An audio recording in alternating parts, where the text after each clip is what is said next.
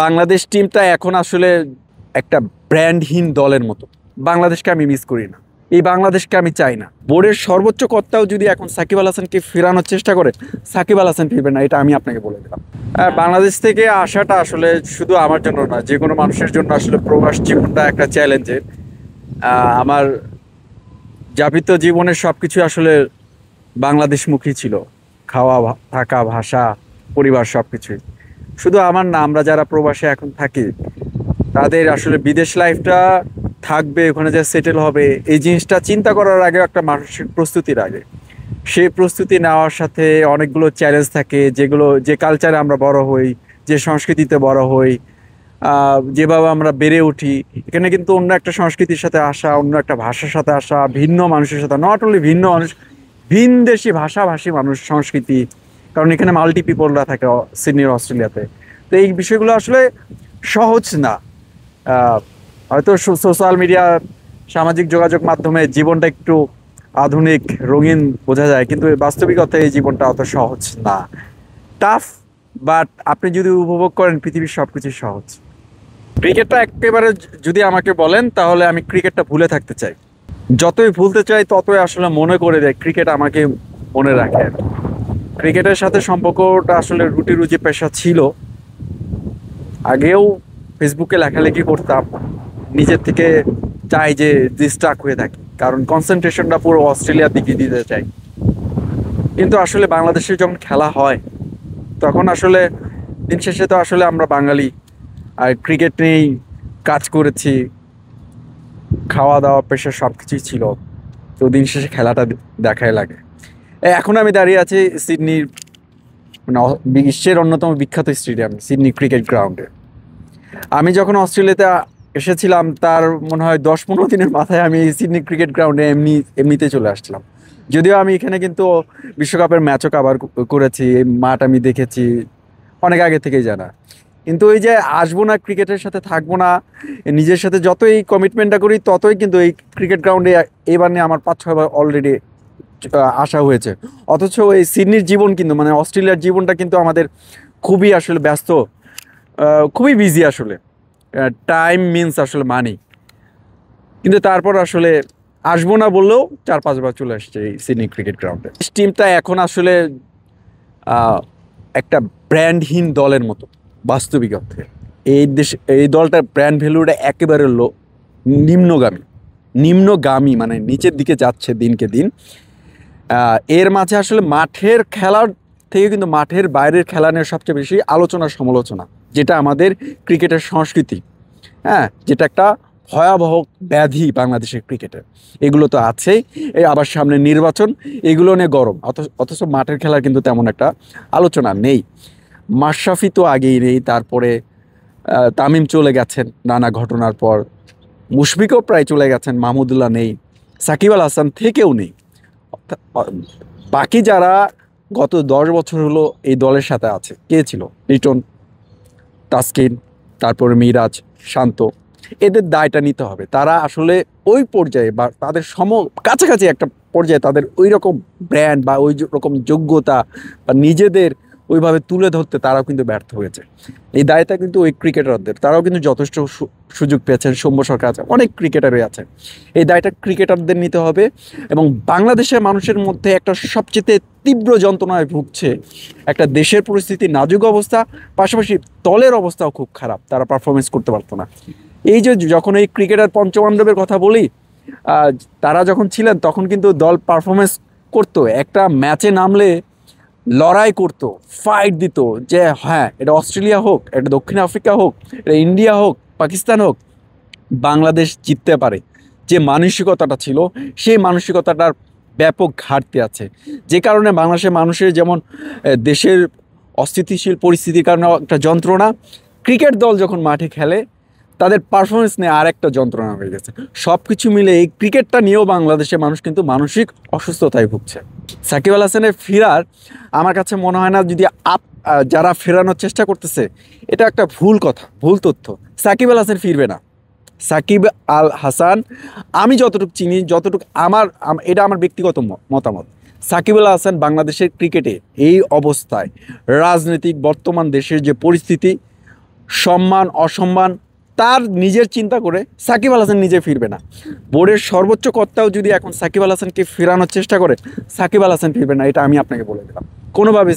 সাকিব আল হাসানের কিন্তু একটা ব্যক্তিত্ব আছে, তার রাজনৈতিক একটা মতাদর্শ থাকতে পারে, সেই মতাদর্শ নিয়ে তার বিরুদ্ধে আলোচনা হচ্ছে, সমালোচনা হচ্ছে।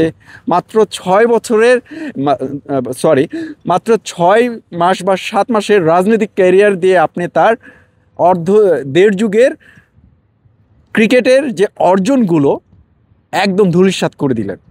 এটা যে এই আন্দোলনের কথা বলা হচ্ছে, যে বৈষম্য কথা বলা হচ্ছে, এখানে কিন্তু চরম বৈষম্য করা হলো। আপনার যে এই দেশের একটা কোহিনূর, হ্যাঁ, এই কোহিনূরকে আপনি কি মূল্যায়ন করলেন? কোহিনূর তো এই পৃথিবীতে হাতে গোনা কয়েকটা। দেখেন, উনি একটা রাজনৈতিক মতাদর্শে চলে গেছেন, উনি একটা সিদ্ধান্ত নিয়েছেন। এখন বাংলাদেশে যদি 20 কোটি মানুষ থাকে, আপনি কি বিশ্বাস করেন না অন্তত 7 কোটি মানুষ আওয়ামী লীগ করে? আপনি কি 7 কোটি মানুষকে বের করে দিতে পারবেন? 7 কোটি কোন অর্থে করে জানেন? আমি কোন অর্থে বললাম? একদম 2-3 কোটি মানুষ আপনার আওয়ামী লীগ করে এখনও, তাদের কি পরিবার নেই? 2জন করে মানুষ থাকলেও তো ডবল হয়। তাহলে কি আপনি সব আওয়ামী লীগের দোষ আপনি বের করে দেবেন? তাদের মতাদর্শ থাকতেই পারে। আওয়ামী লীগও তো অনেক ভুল আছে, অনেক ভুল তো করছি আমরা, সর্বশেষ গত বছর দেখেছি। তো তাদেরকে আপনাকে বের করে দিবেন? তাহলে যে বৈষম্য বিরোধী আন্দোলন কথা হলো, এটা একটা মার্কেটিং, একটা বাজার দখল করা। তোমরা বৈষম্য এখন করছো না? যারা আওয়ামী লীগ করতেছে বা আওয়ামী লীগের নেতা ছিল বা আওয়ামী, তাদেরকে মারা হচ্ছে না, হচ্ছে না, তাদেরকে যে পদে ছিল তাদের সব আওয়ামী লীগ কি খারাপ? সাকিব আল হাসান কি খারাপ? মাশরাফি বিন মুর্তজা কি খারাপ? আপনি কি বলতে পারবেন? এই 2জন ক্রিকেটারের কথা, তারা তো 2জন এমপি ছিলেন। মাশরাফি দ্বিতীয়বার নির্বাচিত হয়েছেন। মাশরাফি নির্বাচন আমি নিজে কভার করেছি। 2018 সালে যে নির্বাচন হয় সেটা আমি নিজেকেও নড়াইলে কভার করেছি। মাশরাফির সাথে আমার দীর্ঘদিনের সম্পর্ক।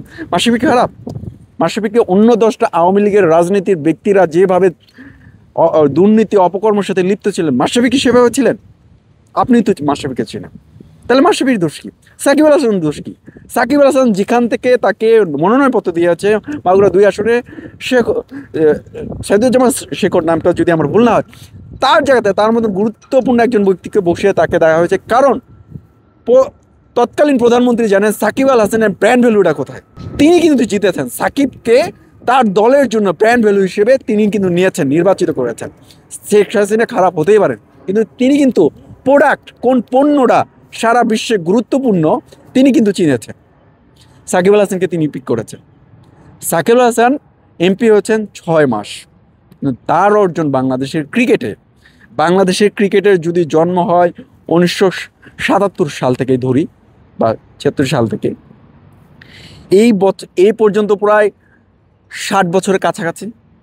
এ অবধি সাকিব আল হাসানের অর্জন যা আছে, আগামী 6 দশকে কেউ এতটুকু অর্জন নিতে পারবে না আমার কাছে। ইম্প্যাক্ট আসলে মাঠের ক্রিকেটে বিন্দুমাত্র পড়ে না। হ্যাঁ, ইম্প্যাক্ট আমাদের মিডিয়াতে পড়ছে। কারণ আমি ওদের নিয়ে যদি লিখি তাহলে আমার এই নিউজটা মানুষ পড়বে, আমি ওদের নিয়ে যদি একটা দাঁড়িয়ে কথা বলে এই নিউজটা মানুষটা জানবে। আমার কাছে মনে হয় নাই, কারণ সাকিব আল হাসান সহ তামিম ইকবাল সহ অনেক ট্যুরেই আমি তাদের সাথে ছিলাম, গিয়েছি, বাংলাদেশেও কাজ করেছি। হ্যাঁ, তাদের মধ্যে একটা দূরত্ব আছে অনেক আগে থেকে, এটা স্পষ্ট। কিন্তু মাঠের ক্রিকেটে 2জন পেশাদারি মনে হয়েছে, যে যার পারফরমেন্সটা করেছে। যখন আসলে সিঙ্গেল রোটেট করা দরকার, যে কলটা দেওয়ার দরকার সেটা দিয়েছে, ডাবল না দরকার ডাবল না রান নিয়েছে, যে ডাবল রান দিব না, দ্যাট ইজ আনপ্রফেশনালিজম। তো তোমাকে স্ট্রাইক দিব না লাস্ট বলে, দ্যাট ইজ আনপ্রফেশনাল। সেটা তো করেনি। 50 করেছে, সেঞ্চুরি করেছে, ঠিকই তো জড়িয়ে ধরেছে, নাও তো ধরতে পারতো। তারা তো ঠিকই করেছে। তামিমের অধীনে সাকিব পারফর্ম করেছে, South Africa Tamim one day series জিতিয়েছে, সাকিব পারফর্ম করেছে, এরকম অনেক ঘটনা আছে। কিন্তু তাদের জায়গাতে বেস্টটা ছিল মাঠের ক্রিকেট অত প্রভাব না। আমরা জোর করে, আমরা গণমাধ্যম কর্মীরা প্রভাব ফেলতে চেয়েছি আমাদেরকে টিকে রাখার জন্য আর কি। একজনকে আমি একজনকে মিস করি, সেটা হচ্ছে যে যেহেতু লিপু ভাই আসছিলেন যখন প্রধান নির্বাচক হিসেবে, তো তিনি কিছু ভেরিয়েশন দেখেছিলেন। আমার কাছে মনে হয়েছে যে উনি আসলে এরকম কিছু দূরদর্শী সাহস দেখাবেন, যেটা আমরা এর আগে অতীতে 2007-8 সাল থেকে ফারুক আহমেদ সাবেক বিসিবি সভাপতি দেখতাম, উনি কিছু সিদ্ধান্ত নিত দূরদর্শী। আমি ভেবেছিলাম এই যে নর্দার্ন টেরিটরি ডারউইনে যে টুর্নামেন্টটা হলো বাংলাদেশে, এখানে খেললো, এখানে কিন্তু জিসান আলম দুর্দান্ত পারফরমেন্স করেছে। বাংলাদেশের না পুরো টুর্নামেন্টে যে কয়েকজন ব্যাটার 200 রানের অধিক রান করেছে তার মধ্যে জিসান আলম একজন ছিলেন। জিসান আলমের বয়সটা কম, কিন্তু আপনি তো এই টাইমে টি-20 ক্রিকেটারদের পিক করবেন। জিসান আলম যে ধরনের পাওয়ার প্লেতে আসলে যে ধরনের শট খেলে, যেভাবে উড়িয়ে গুড়িয়ে, মানে আর পাওয়ার হিটার বাংলাদেশে এরকম আসলে জিসান আর ইমন ছাড়া এরকম পাওয়ার হিটার আছে, কিন্তু এদেরটা আমি একটু বেশি আপগ্রেডে রাখবো। জিসান আলমকে নেওয়া উচিত ছিল, বিশেষ করে যেহেতু নেদারল্যান্ডসের বিপক্ষে বাংলাদেশের 3টা ম্যাচ আছে, ওই ম্যাচটা খেলেই জিসান আলমকে এশিয়া কাপের মাধ্যমে একটা রিস্ক নেওয়া, রিস্ক কি, ওকে নিয়ে কয়েকটা সিরিজ সময় দেওয়া যেতেই পারতো। ও এখন ফর্মে আছে ইন্টারন্যাশনাল বড় বড় দলের বিপক্ষে। এই যে অস্ট্রেলিয়া যে টুর্নামেন্টটা হলো সেখানে ও রান করেছে, অতএব ও কিন্তু এখানে প্রুভ করেছে। এখান থেকে জিসান আলমকে একটা ব্রেক থ্রু দেওয়া উচিত ছিল। এ বাদে আমার কাছে মনে হয় বাংলাদেশ দলটা আছে, ভালো দল হয়েছে, কিন্তু জিসান আলমকে না নেওয়াটা একটা অদূরদর্শী সিদ্ধান্ত বলে আমার মনে হচ্ছে। আর সেরা একাদশের কথা যদি বলেন, সেটা হচ্ছে যে যেহেতু জিসান নেই, ইমন আর তানজিব হাসান তামিম ওপেন করবে, তারপরে আসলে লিটন দাস, তারপরে তাওহিদ হৃদয়ের পর থাকবে জাকির আলী অনিক, তারপর সোহানকে আমি রাখবো। কজন হলো? আমি আবারও বলছি, সেটা হচ্ছে যে তানজিব তামিম, ইমন, লিটন দাস, হৃদয়, জাকির আলী অনিক, সোহান। আমার এখানে একটু চিন্তাটা ব্যতিক্রম, একজন ক্রিকেটারকে সঠিকভাবে ইউজ করা হচ্ছে না টি-20 ক্রিকেটে। গত তার অভিষেক 2017 সালে হওয়ার পর থেকে এখন 25, গত প্রায় 8 বছরে তাকে ঠিকভাবে ইউজ করা হয়। তিনি হচ্ছে সাইফুদ্দিনের হাতে যথেষ্ট মার আছে। যেহেতু আপনার কাছে সাকিব আল হাসানের মতো অলরাউন্ডার নেই, সেক্ষেত্রে কিন্তু সাইফুদ্দিনকে আগে ব্যাট করার সুযোগ দেবে। সাইফুদ্দিনকে সাথে খেলাবো, 8-এ খেলাবো আমি মাহাদি হাসানকে, বাকি 3জন হবে পেসার। এখন আসলে উইকেটের উপর অনেক কিছু নির্ভর করে, তবে আমি 3 পেসারের পক্ষে তানজিব, সাকিব, শরীফুল এবং মুস্তাফিজ এবং তাসকিন আহমেদ। এখানে মাহাদির জায়গায় লেগ স্পিনার রিশাদকে অবলিগ হিসেবে রাখা যায়। এই 11 জন হলো বেস্ট 11 হতে পারে, কিন্তু আমার কাছে মনে হয় সাইফুদ্দিনকে ব্যবহার করা উচিত। তার হাতে যথেষ্ট শট আছে, ভালো ব্যাটার, তাকে উপর দিকে প্রমোট করে ব্যাটিং অর্ডারে পাঠানো উচিত। সাইডটা অবশ্যই আমার কাছে মনে হয়েছে যে পাকিস্তান যে দলটা দেওয়া ছিল, বাবর আজম আর রেজওয়ানকে না দেওয়াটা একটা খুব ওই যে দূরদর্শী সিদ্ধান্ত।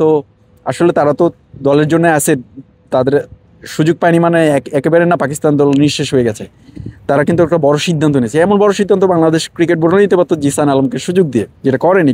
কিন্তু বাবর আজম, রেজওয়ানকে আপনি বসিয়েছেন, কতটুকু বিশাল সাহসের ব্যাপার। আপনি দেখেন ভারত কিন্তু সেই রকম অনেক ক্রিকেটার, জাসওয়ালের মতন ক্রিকেটার আপনার দলের সুযোগ পায় না। অনেক ক্রিকেটারই আছে যাদের আমি না দেখে অবাক হয়েছি, গিল নেই। যাই হোক, ভারতের যে দলটা আছে সেটা খুব ভালো দল, সময়ের অন্যতম সেরা ভারত দল দিয়েছে। শ্রেয়াস আয়ারের মতো পারফর্মার আইপিএলে যেভাবে পারফরমেন্স করেছে সে নেই, তারপর ভারত কিন্তু ভালো দল। কিন্তু আমার চোখে কিন্তু আপনি অবাক হবেন, সেটা হচ্ছে আমার চোখে favourite Afghanistan. No doubt Afghanistan গত ফেব্রুয়ারির পর আমার কাছে মনে হয় না তারা টি-20 ক্রিকেট খেলেছে, কিন্তু আফগানিস্তান ক্রিকেটাররা, মানে যে দলটা ঘোষণা করা হয়েছে 6 থেকে 7 জন ক্রিকেটার আছে পাক্কা অলরাউন্ডার। অতএব আমি যখন এই একটু আগে আপনাকে বাংলাদেশ দল নিয়ে বলছিলাম যে এই 11 জন ক্রিকেটার, তখন কিন্তু আমার বোলিং ডিপার্টমেন্টটা ভাবতে হয়েছে, 3 জন পেসার রাখবো, একজন স্পিনার রাখবো, অলরাউন্ডার ভাবতে। আপনি আফগানিস্তান টিম নিয়ে কোনো ভাবতে হবে না। আপনি যদি চোখ বন্ধ করে 11 জন বলেন, আপনি তারপর 5টা বলার থাকবে। যদি মনে করেন আপনি বলার ডিপার্টমেন্ট নিয়ে আপনি চিন্তাই করেন না, তারপর আফগানিস্তানের 5টা বলার থাকবে। আফগানিস্তানের 60টা অলরাউন্ডার, আপনি চিন্তা করতে পারেন, 60টা অলরাউন্ডার। গাঞ্জারফার নামে যে অফ স্পিনারটা আসছে, ও বাংলাদেশের সাথে দারুণভাবে অভিষেক হওয়ার পর কিন্তু সারা ওয়ার্ল্ডে টি-20 ফেরিওয়ালা হয়ে গেছে। তারপরে আপনার নূর আহমেদ আছে, মুজিবুর আছে, রাশিদ খান আছে, গুলবান নাইব আছে, ওদের কিন্তু অলরাউন্ডারের অভাব নেই। মোহাম্মদ নবী আছে। সবচেয়ে বড় কথা, ওদের ওপেনিং জুটিটা আমার কাছে মনে হয় যে এই মুহূর্তে আপনি যদি টি-20 বেস্ট 11 দাঁড়ান, আপনি কি গুরবাজকে কিন্তু আপনার পছন্দের সেরা একাদশে রাখবেন, মানে ওপেনার হিসেবে। গুরবাজের সাথে যে ওপেন করবে তালাত, সেও কিন্তু দুর্দান্ত ফর্মে আছে। সব কিছু মিলে আমার কাছে আফগানিস্তান ফেভারিট, ভারত নয়। দর্শকদের জন্য মেসেজ হলো একটাই, যেটা আমার কষ্ট লাগে, মেসেজ দিব কি, আমি নিজেই তো কষ্ট পাই। এখন আসলে পারফরমেন্সটা আগে যেমন বাংলাদেশের একটা ব্যাপার ছিল 3-4 বছর আগেও, যে একটা ভালো ফাইট হবে, বাংলাদেশ দল জিততে পারে।